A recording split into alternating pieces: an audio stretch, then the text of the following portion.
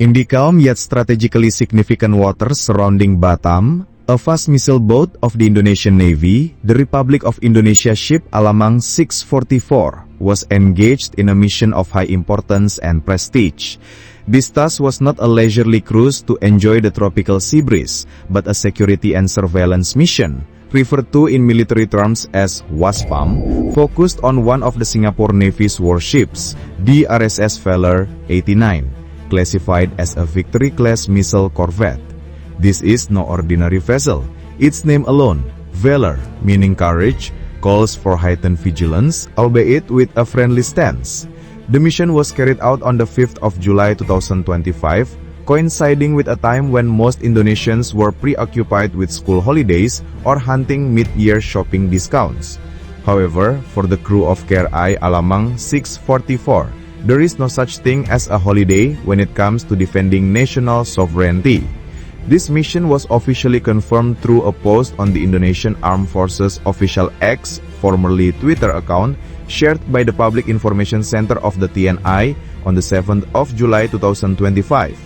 So, if anyone still believes the Indonesian military is inactive on social media, they might want to revisit their accounts and consider hitting follow on @puspentni.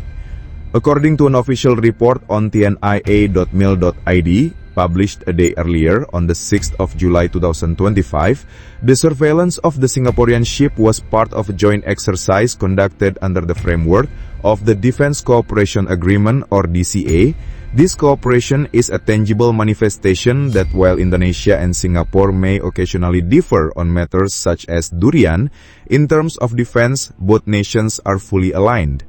The deployment of a Victory-class missile corvette by Singapore was not a show of force, but rather a symbol of interstate collaboration prioritizing regional security.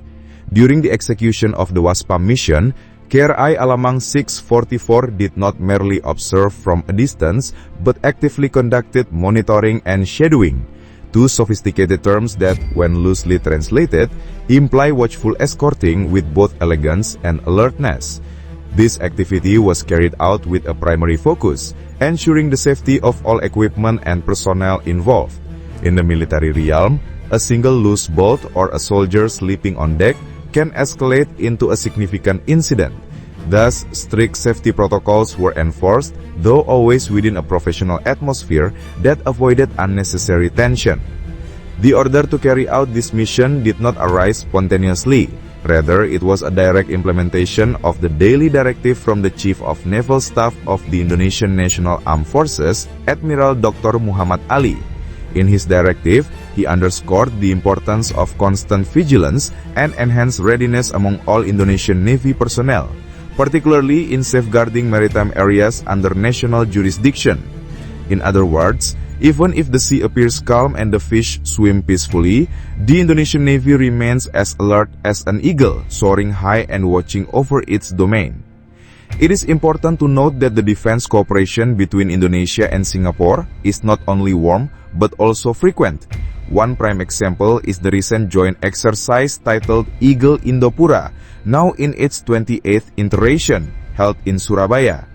In that exercise, both navies deployed some of their most prominent vessels.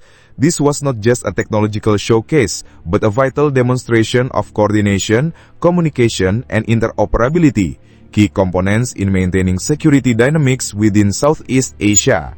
As stated in a post by the Ministry of Defense of Singapore on their X account @MindefSG, dated the 3rd of July 2025, the Eagle Indopura exercise involved a series of direct communication drills and sea maneuvers between vessels from both nations.